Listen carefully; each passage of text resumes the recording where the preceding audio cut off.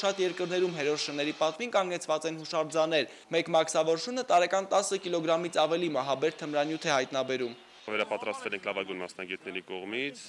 եւ վերապատրաստվել ենք Հայաստանում ամենաշատ տարածված, ամենատեղգտած թմրանյութերի որոնման գործում։ 3 գերմանական եւ 1 բելգիական հովաշները վաղվանից կանցնեն ծառայության տարբեր մաքսատներում։ Վահե Դավթյան, Էդգար Դավթյան, Հայլուր։ Միջազգային լրահոսից Ռուսաստանի Դաշնության վարչական 7 տարածքում հայտարարվել է արտակարգ դրություն։ Այնտեղ անտարային հրդեհներից արդեն 40 մարդ է զոհվել։ Ամենից շատ զոհեր է տվել Նիժեգորոդյան երկրամասը 19 մարդ։ Աղետի հետևանքների վերացման աշխատանքին ներգրավվել են զինված ուժերն ու այլ հատուկ ստորաբաժանումներ։ Արտակարգ դրությունը սովորաբար մտցվում է 1 ամսով, սակայն եթե այդ ընթացքում չհաջողվի հրդեհները տեղայնացնել, ռեժիմը կերկարաձգվի։ Միաժամանակ հաղորդվում է, որ հրդեհների ծուխն արդեն հատել է Ուկրաինայի սահմանը եւ մոտենում է Կիևին։ Ամառային տապի եւ սաստիկ երաշտի հետևանքով չորացել է հացահատիկի դաշտերի 1/5 մասը։ Իսկ Կրասնոյարսկի երկրամասում վաղը սքոր է հայտարարված անցած գիշեր այնտեղ աղետի էր ենթարկվել Ան-24 ուղևորատար օդանավը, ինչի հետևանքով օդանավում գտնվող 15 անձանցից 11-ը զոհվել էր։ Ռուսաստանի արտակարգ իրավիճակների նախարարության հրապարակած զոհերի ցուցակում կա նաև մեկ հայկական անուն, նա 25-ամյա Դենիս Աղժոյանն է։ Իսկ Պակիստանում փրկարարները ջանում են հասնել այն 27,000 բնակիչներին, որոնք ջրհեղեղի պատճառով կտրվել էին մեծ երկրից։ Միջազգային կազմակերպություններ պնդում են, որ վերջին 80 տարվա ամենաաղետալի ջրհեղեղն արդեն մոտ 1500 կյանք է խլել։ Այժմ մեծ հոգս է դարձել նաև ջրի միջոցով հիվանդությունների փոխանցման եւ համաճարակների կանխումը։ Տուժածներին իշխանությունից զատ օգնություն են ցուցաբերում ոչ միայն մարդասիրական կազմակերպությունները, այլև իսլամիստական խմբավորումները, որոնցից շատերը մեղադրվում են թալիբների հետ կապեր ունենալու համար։ Իդեպ վերջին օրերին բռնության նորալիք է բարձրացել Պակիստանի Կարաչի քաղաքում։ Դրանք հետևել են տեղի քաղաքական դեմքերից մեկի սպանությանը։ Մի քանի հարձակումների հետևանքով զոհվել է առնվազն 40 եւ վիրավորվել 50-ից ավելի մարդ։ Իրավապաշտպան կազմակերպությունների տվյալով միայն այս տարի Կարաչիում քաղաքական 300 սպանություն է կատարվել։ Կենտրոնական Չինաստանի հանքերից մեկում գազի արտահոսքի հետևանքով 9 մարդ է զոհվել, եւս 7 հանքափորեր արգելափակված են մնացել գետնի տակ։ Վթարը տեղի է ունեցել նախօրեին Դենֆեն քաղաքի Սան Յուանդուն հանքում։ Արտահոսքի ժամանակ հանքում 127 հանքափոր է եղել, նրանցից 111-ին հաջողվել է հանել մակերևույթ։ 7 հանքափորների փրկարարական գործողությունը շարունակվում է։ Ամերիկյան դատարանի 2 ամբաստանյալների մեղավոր է ճանաչել 2007 թվականին Նյու Յորքի օդանավակայանում դավադրություն կազմակերպելու համար։ Քննիչները հանգել են եզրակացության, որ մեղադրյալները ծրագրում էին իրականացնել հզոր պայթյուն վառելանյութի ցիստերները հրկիզելու միջոցով։ Ամբաստանյալ Աբդուլ Քադիրին, որը հարավ-ամերիկյան Գայանա պետության խորհրդարանի նախկին պատգամավոր է, ներկայացվել է դավադրությունը ֆինանսավորելու մեղադրանք։ Իսկ Ռասել Դեֆրետայսը ժամանակին աշխատել է Քենեդիի անվան օդանավակայանում որպես բեռնակիր։ Մեղադրող կողմը նաև ապացուցել է, որ նրանք մտադիր են եղել մարտնչող իսլամիստների օգնությամբ սպանել հազարավոր մարդկանց։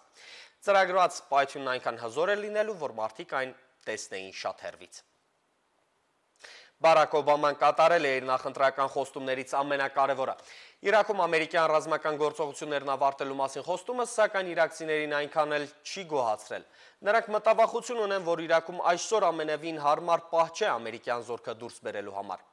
Բաղդադում նոր կառավարության ձևավորման ձգձգման պատճառով քաղաքական ճգնաժամ է սկսվել, իսկ դրան ուղեկցող բռնությունները լարվածությունն ավելի են մեծացնում։ Իրաքից զորքի դուրսբերման մասին Բարակ Օբաման հայտարարել է ամերիկացի վետերանների հետ հանդիպման ժամանակ։ Նախագահ Օբաման ձգտել է ընդգծել, որ իր վարչակազմը վճռական է իրաքյան տխրահամբավ պատերազմը նրա խոսքով պատասխանատու ավարտի հասցնելու գործում։ Այս քայլը նաև քարոզչական իմաստ ունի։ Նոյեմբերին տեղի են ունենալու ամերիկյան կոնգրեսի ընտրություններ։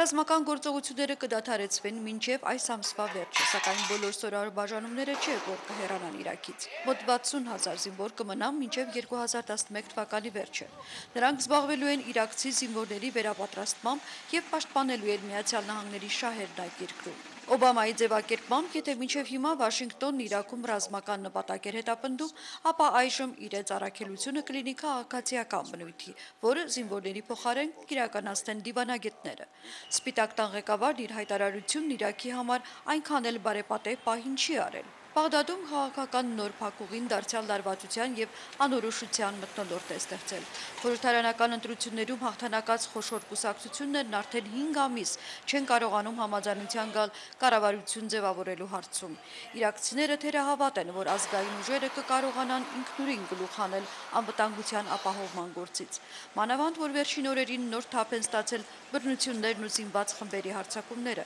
Այսօր առավոտյան Բաղդադում ենթադրաբար Ալ-Քաիդայի հետ կապված զինյալները հարձակվել են հսկիչ անցագրային կետի վրա եւ սպանել իրաքցի 5 զինվորի։ Մեկ այլ պայթյունել որոտացել է Սադրը Սիթիում, սպանելով 2 եւ վիրավորելով 7 զինվորականի։ Վերլուծաբանների կարծիքով ամերիկացիները ջանում են հնարավորին չափ արագ դուրս բերել զորքն Իրաքից, քանի որ դրա կարիքն այսօր ավելի շատ զգացվում է Աֆղանստանում։ Լուսինե Կոշեցյան, Հայլուր։ Մնանք Մերձավոր Արևելքում անսպասելի փոխհրաձգություն է տեղի ունեցել Իսրայելի եւ Լիբանանի սահմանին։ Միջադեպի հետևանքով զոհվել է լիբանանցի 3 զինվոր եւ 1 լրագրող, եւս 5 լիբանանցի եւ 2 իսրայելցի զինվոր վիրավորվել են։ Լիբանանյան կողմը հայտարարել է, թե կրակ է բացել, քանի որ իսրայելցիները խախտել են սահմանը։ Իսրայելցիները հերքում են մեղադրանքը։ Նրանց բացատրությամբ զինվորները սահմանն անցել են իրենց տեսադաշտը փակող ծառն արմատախիլ անելու համար։ Այնինչ Լիբանանյան բանակի խոսնակն ասել է, որ իրենք նախազգուշական կրակ են բացել, որին իսրայելցիները պատասխանել են կրակելով հրետանային դիրքերից եւ ուղղաթիռներից։ Իսրայելի եւ Լիբանանյան Հեզբոլլահ շարժման միջև 2006 թվականի զինված հակամարտությունից հետո սա Իսրայելա-Լիբանանյան սահմանին տեղի ունեցած առաջին լուրջ միջադեպն է։ Մեքսիկայում դարձյալ ամբաստանել են կալանավորները Սիդուատ Խուարես քաղաքի բանտում տեղի ունեցած անկարգություններն ավարտվել են ոստիկանների հետ ընդհարմամբ։ 2 բանտարկյալ զոհվել է, 7 վիրավորվել։ Սովորաբար նման անկարգություններ են սկսվում, երբ դատապարտյալների հակառակորդ խմբերն ինչ-որ հարցում միմյանց հետ լեզու չեն գտնում։ Հարաբերությունների պարզումը տևել է 3 ժամ, այդ ընթացքում կալանավայր են եկել ոստիկանական լրացուցիչ ուժեր, որոնց կրակ բացելուց հետո է միայն հաջողվել կարգ ու կանոն հաստատել բանտում։ Լեհաստանում սկանդալի առիթ է դարձել Սմոլենսկի օդային աղետի զոհերի հիշատակին դրված փայտե խաչը, երկրի նորընտիր նախագահի գրասենյակը եւ Վարշավայի քաղաքապետարանը որոշել են հուշախաչը նախագահական պալատի մոտից տեղափոխել ոչ հեռու գտնվող եկեղեցին, որը նրանց կարծիքով նման խորհրդանիշների համար ավելի հարմար վայր է։ Խաչի տեղափոխման արարողությունը տեղի է ունենալու այսօր, բայց զոհված նախագահ Լեխ Կաչինսկու կողմնակիցներն ու ակտիվիստների այլ խմբեր բողոքում են իշխանության որոշման դեմ։ Խաչի պաշտպաններն արդեն մի քանի օր հերթապահում են պալատի մոտ եւ մտադիր են հնի փոխարեն նոր նմանատիպ խորհրդանիշ տեղադրել, ինչը որ այդ տեղում կանգնեցվի ապրիլյան ողբերգության զոհերի հիշատակահավերժացնող մշտական հուշարձան։ Պատմական հաղթանակ, այսպես է կոչվում Ֆիդել Կաստրոյի նոր գիրքը, որը հանրությանն է ներկայացրել նույն ինքը կոմանդանտեն։ Շնորհանդեսին հանրության միայն մի փոքրիկ մասնիկն է ներկա Ֆիդելի հարազատները, ընկերները եւ լրագրողները։ Նույնիսկ երկարատև հիվանդությունից հետո կոմանդանտեն չի կորցրել ճարտասանական ձիրքը։ Նրա ելույթը տևել է մեկ ժամից ավելի, որի ընթացքում նաեւ գրքից հատվածներ է ընթերցել։ Ստեղծագործությունը պատմում է, թե ինչպես է Ֆիդելն իր զինակիցների հետ ավելի քան կես դար առաջ ազատության կղզում հեղափոխություն իրականացրել։ 83-ամյա անխոնջ կոմանդանտեն արդեն սկսել է աշխատել գրքի երկրորդ հատորի վրա։ Նշանավոր երգչուհի Արաքս Դավթյանի հարազատները, մտերիմները, երաժշտական աշխարհի բազմաթիվ ներկայացուցիչներ, ինչպես նաև քաղաքական գործիչներ, ազգային ժողովի նախագահի գլխավորությամբ Կոնդի Սուրբ Հովհաննես եկեղեցում այսօր մասնակցել են մեծ արտիստի հոգեհանգստի արարողությանը։ Դավթյանի երգարվեստի երկրպագուների բնորոշմամբ երգչուհին իր մարդկային բարձր արժանիքներով եւ մասնագիտական նվաճումներով ժամանակի հենասյուներից մեկն էր։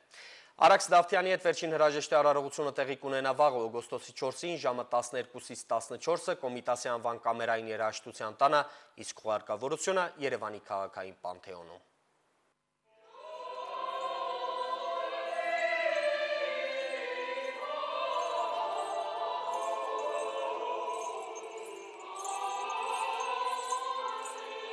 Արաքսը մեր մշակույթի, մեր արվեստի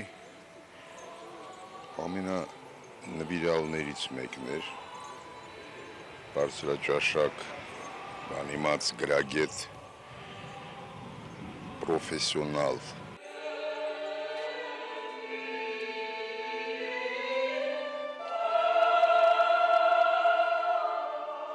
Այսօր ով որ այստեղ է, ինքը իր մեջ գոնե գիտի, թե ինչ էր մեզ համար Արաքս Դավթյանը։ Մի անուն, որ ըստ էության աշխարհի բեմերում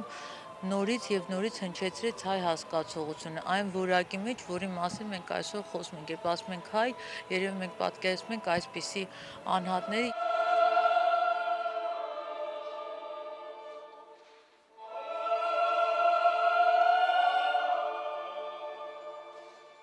Արաքս Դավթյանը ոչ միայն մեծ երգչուհի էր, մեծ արվեստագետ, որը զարդարել է մեծագույն օրկեստրների հետ, մեծագույն դիրիժորների հետ ելույթներով աշխարհի բեմերը, այլ ավելի նաև ցավ է, որ մարդկային մեծ արժանինքներով ուշտված մարդն է հեռանում այսօր։ Հիշենք եւ հարգենք մեր մեծերի հիշատակը, մնացեք բարյավ։